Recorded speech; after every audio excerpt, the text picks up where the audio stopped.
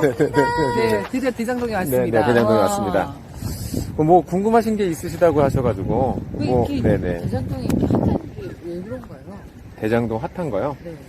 뭐 잘 아시겠지만 여기가 판교랑 가깝고 판교랑 가까운 곳 중에서 이제 주거지를 만들어 놓은 곳이고, 판교가 앞으로 사람들이 더 많이 유입이 될 거잖아요. 그러다 보니까 이 거주지를 목적으로 이렇게 대단지를 놓은 곳이 없고, 투자처로서 이만한 곳이 또 좀 없는 거죠. 그래서 판교를 대체할 수 있는 투자처로서도 굉장히 또 적합하고, 그래서 사람들이 이쪽으로 관심 갖고 투자를 위해서 많이 몰리는 것 같습니다.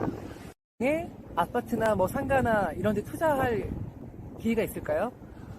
그러면 아파트를 투자하고 싶으신 게 목적이신가요?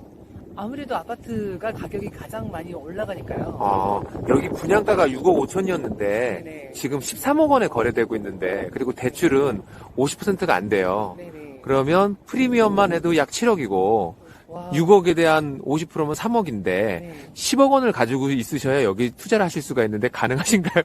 저는 그러면 안 되겠네요. 불가능한데 이거. 네, 맞아요. 그래서 네. 대장동에 대한 이슈들이 좀 많은데, 대장동이 예전에는 전부 다 여기가 논밭이었거든요. 한번 좀 비춰볼까요? 어떻게 발전됐는지. 네. 잠깐만 기다려보세요. 네.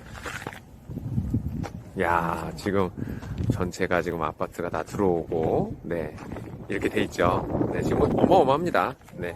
자, 이제 이 상황이 보신 것처럼 여기가 개발이 많이 되어 있지만, 여기도 그전에는 평당 200만 원에 매수해서 인근이 지금 2천만 원에서 그 정도 왔다 갔다 하는 거래가를 형성하고 있고, 근처에 고기동 같은 경우도 주택을 건축하려면 800만 원에서 이제 600만 원에서 800만 원, 많게는 1000만 원까지 거래가가 형성이 돼 있어요.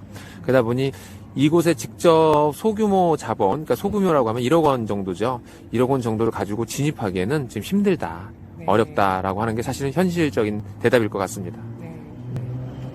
그럼 뭐 또 다른 궁금하신 게 좀 있으실까요? 그렇다면은 소자본을 가지고 이렇게 현명하게 투자할 수 있는 방법 한번 말씀해 주시겠어요? 네, 소자본이라고 하면은 한 1억 원 정도? 네네. 네네.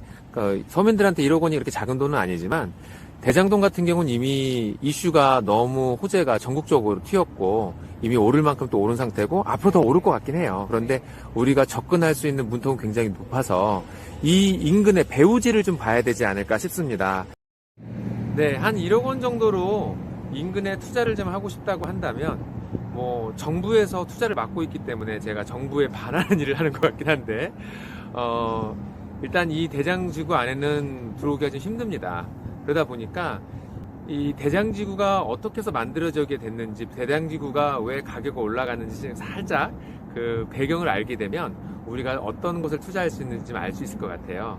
대장지구가 가장 큰 수혜 지역은 이 판교 테크노밸리 2차, 3차가 이제 확정이 되고 개발이 됨에 따라서 그 수요들이 이곳을 주거지로 사용할 것이다 라고 하는 예상을 한 거죠. 그래서 이곳에 직접 거주하기보다는 투자용으로 분양을 받아 놓으신 분이 상당히 많아요. 그리고 프리미엄을 주면서까지 매매가 되고 있는 이유들 또한 투자처로서 이만한 곳이 없다 이렇게 생각하기 때문이겠죠. 판교에 앞으로 10만 명 이상의 근로자들이 더 많이 들어올 겁니다. 그분들의 소득 수준이 또 상당히 많고요. 그러다 보니까 이 13억, 14억을 주고 30평대에 들어오는 것들이 쉽지가 않다 보니 5억 원, 6억 원대의 빌라들을, 인근의 빌라들을 찾는 경우도 상당히 많아지고 있습니다. 그래서 5억 원, 6억 원대의 빌라들은 어디에 있냐면 주로 경기도 광주 또는 이 인근의 고기동 인근, 그리고 또 의왕시라든지 안양, 수원 이렇게 좀 분포가 돼 있다고 좀 볼 수 있고요. 물론 또 성남에도 그렇게 돼 있습니다. 그런데 또 한 12억 원 정도를 생각을 하고 이 32평 아파트에 살 거면 차라리 12억 원, 13억 원 정도의 그런 단독주택, 한 3층 정도의 단독주택에 한번 살아보면 어떨까라고 생각하시는 분이 또 의외로 많습니다. 코로나로 인해서 재택근무가 좀 많아지고 주거 환경에 대한 욕구가 좀 많아지면서 개인들의 생활 공간을 확보를 좀 요구하는 것들이 많아졌거든요. 그래서 신현이라든지 고기동, 그러니까 신현이는 광주를 얘기합니다. 그리고 또 인근의 의왕이라든지 또 어디죠? 광교, 이쪽으로 중심을 해서 주택, 전원주택 수요가 굉장히 많이 늘어났고 그로 인해서 용인 쪽에도 전원주택 수요가 굉장히 좀 많이 늘어났습니다. 그래서 이런 고급화된 전원주택에 대해서 수요가 많기 때문에 이 수요를 위한 부지를 선정하는 것도 투자의 한 방법이 될 거라고 생각을 합니다. 이 투자를 하다 보면 땅 가격이 올라가는 패턴이 있는데요. 투자를 목적으로 하다 보니까 단순히 공법적으로 올라가는 것도 있지만 사람들의 수요가 예상될 때 부동산 가격이 올라가는 경우도 많이 있습니다. 그래서 이런 인근의 판교 테크노밸리라는 큰 호재 때문에 사람들이 많이 들어오고 인근 지역에 주택 수요가 많이 늘어날 거라 생각을 해서 나지막한 임야라든지 그 건물을 지을 수 있는 대지값들이 굉장히 상승 곡선이 굉장히 크게 좀 그려지고 있는 것을 볼 수 있을 때는 일반 대지라든지 이런 것들은 그 근린생활시설들은 대출이 주택보다 많이 되고 있습니다. 그래서 한 1억 원 정도의 그 자본을 갖고 있으면 인근의 대지, 뭐 100평에서 200평 사이에 그런 부동산을 투자하시는데 크게 어렵지 않게 투자가 가능하시고요. 건축 자금이 좀 확보가 되어 있으시다면 건축을 하셔서 매매를 통해서 시세 차익을 누리시는 것도 굉장히 좋은 방법 중에 하나라고 생각됩니다.